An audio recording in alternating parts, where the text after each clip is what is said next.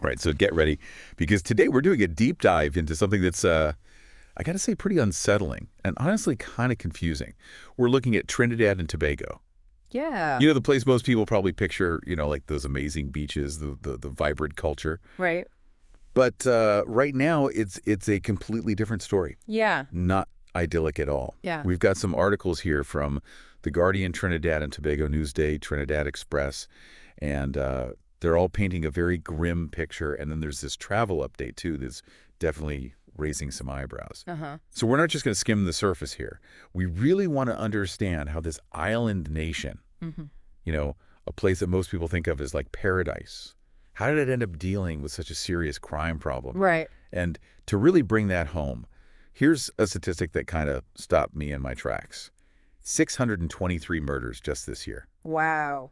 And for a country with only 1.5 million people, that number is shockingly high. Yeah. In fact, it makes Trinidad and Tobago one of the most violent places in the entire Caribbean. Wow. So how did it get to this point? Well, what's important to understand is that this isn't like a sudden, explosion of violence. Okay.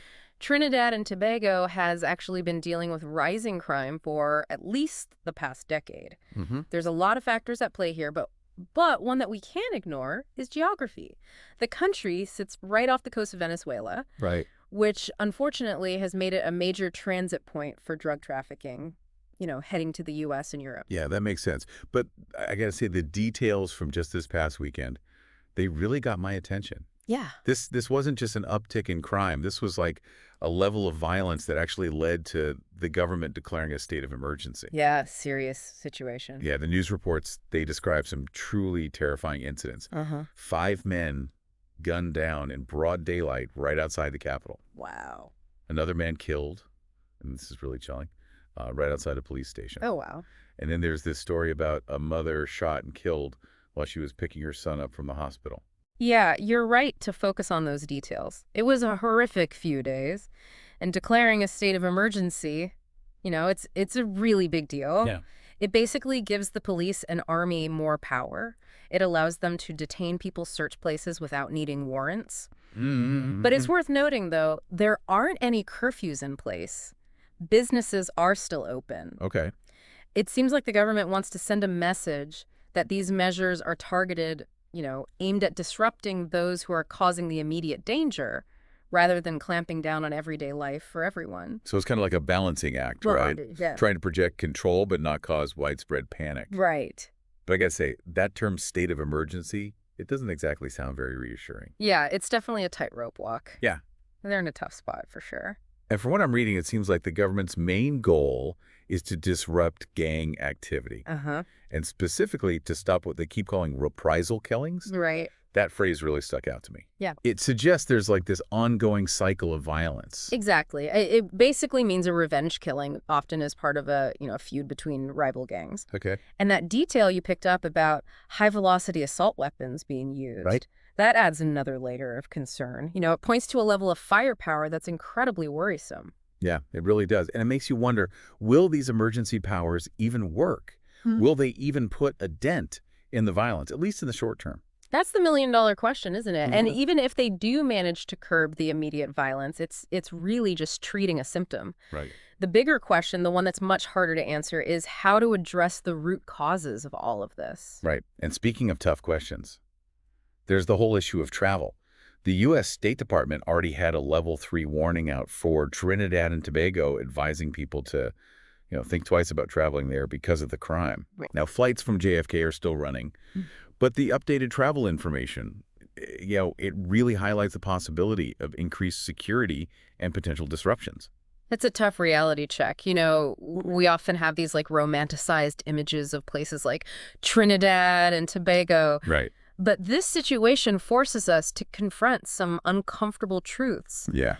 It's not just about gangs and drugs. It's about the deeper issues of poverty, inequality, and, these powerful criminal organizations that thrive in those conditions. There's a lot to unpack here, and I feel like we're just scratching the surface. We are. The situation is incredibly complex. Yeah. But that's why we're here to delve into the nuances and understand the full picture. What I find fascinating is how this situation in Trinidad and Tobago it really kind of mirrors a broader trend we're seeing across the Caribbean. Yeah. A lot of island nations are facing similar struggles. They're vulnerable to drug trafficking, economic opportunities are limited, and then you have these, deep social inequalities Right. that really create a perfect breeding ground for criminal activity. It's heartbreaking to think about the impact all of this has on, you know, ordinary people just trying to live their lives. Right.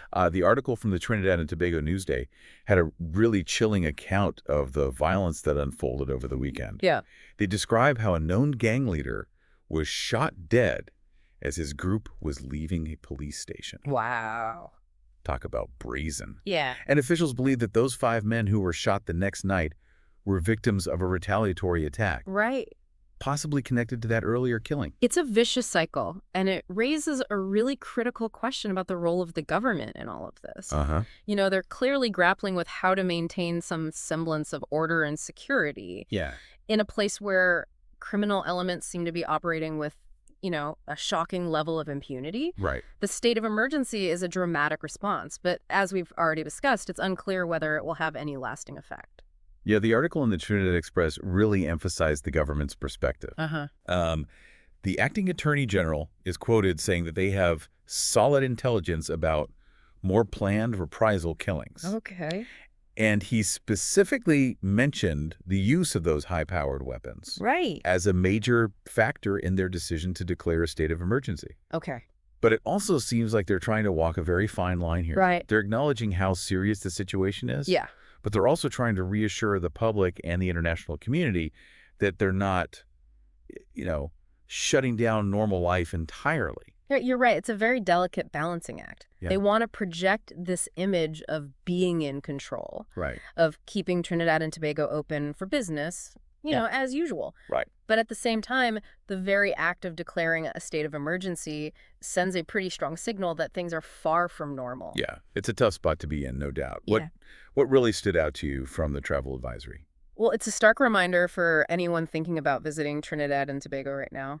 The Level 3 warning from the U.S. State Department is not something to take lightly. Right. It highlights the very real risks that travelers could face. Uh-huh. And those risks go beyond just, the immediate threat of getting caught in gang violence. Right. There are other things to consider as well. It's sad to hear all of this because, like many people, I think of Trinidad and Tobago as a place of, incredible beauty and culture. Yeah.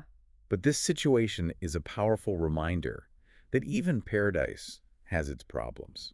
And these problems often have deep roots. Sometimes I find myself reflecting on the historical context of places like Trinidad and Tobago. Yeah.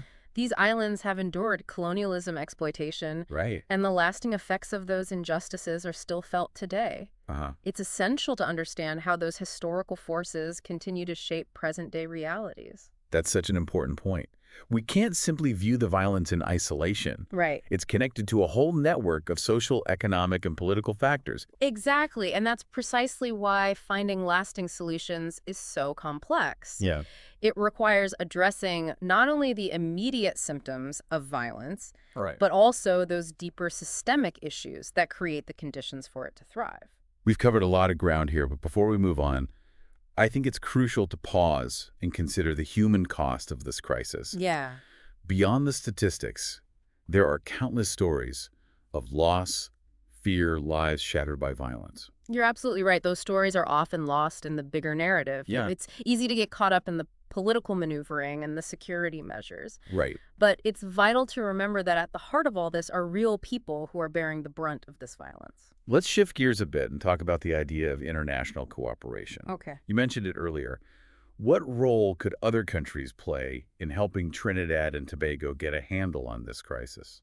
Well, there are actually several ways other nations could contribute. Okay. One is through intelligence sharing, working together on law enforcement efforts to disrupt the flow of drugs and weapons. Yeah. Another is through economic assistance and development programs, specifically designed to address those underlying socioeconomic issues we've been talking about. It sounds like what's needed is a multi-pronged approach. Absolutely. Something that tackles both the immediate symptoms and those deeper root causes. Absolutely. It's not a quick fix, that's for sure. Right. It's a long-term commitment that will require sustained effort and genuine collaboration. And Yeah. that's where international cooperation becomes essential. This deep dive has been Incredibly insightful. Yeah. But I have to admit, it also leaves me with a sense of urgency. Uh-huh. It's hard to just sit back and watch as this situation unfolds. I understand that feeling, and honestly, that's a good thing. Okay. This is a call to action for all of us to engage with this issue, to learn more, to support organizations that are working on the ground in Trinidad and Tobago to address the root causes of crime and violence. And it's a call to demand that our own governments prioritize these kinds of collaborations. This has been a lot to take in the university. I think it's time to shift gears and look at a slightly different angle. Okay. What are your thoughts on how tourism is being affected by all of this? It's interesting because when you think about tourism in the Caribbean, you often picture those all-inclusive resorts. Right. Kind of like a bubble separate from the rest of the island, you know? But this situation in Trinidad and Tobago really makes it clear that those issues can't always be contained. You're absolutely right, and that's something potential visitors need to be aware of. Right. This isn't just about, avoiding certain neighborhoods or being extra cautious at night. Yeah. The reality is that the crime situation in Trinidad and Tobago is widespread, Uh-huh. and it's affecting all aspects of life, including tourism. The travel update mentioned that flights from JFK are still operating, Yeah. but it also warned about potential disruptions. Yeah. I imagine that's causing a lot of uncertainty for people who have trips planned. Absolutely. And even beyond the immediate travel logistics, there's the broader question of how this situation is impacting Trinidad and Tobago's image as a travel destination. Right. The country relies heavily on tourism, Uh-huh. and the negative headlines generated by this crisis could have long-term economic consequences. It's a shame because Trinidad and Tobago has so much to offer beyond just beaches. Yeah. The culture, the music, the food, it's all incredibly vibrant and unique. It is, and that's why the situation is so complex. Yeah. It's not just about crime statistics and security measures. Right. It's about the lives and livelihoods of real people who are deeply invested in the tourism industry. It feels like we've only just scratched the surface of this issue. Yeah. What are some key takeaways you hope listeners will remember from this deep dive? Well, I think the most important takeaway is that the situation in Trinidad and Tobago is a reminder that even in places we associate with paradise, Right. there are these complex challenges beneath the surface. It's a call to look beyond those postcard images and really engage with the realities on the ground. And beyond just understanding the situation, is there anything listeners can do to stay engaged with this issue? Absolutely. Stay informed, follow reputable news sources that are covering this story, seek out organizations working in Trinidad and Tobago that are addressing the root causes of crime and violence.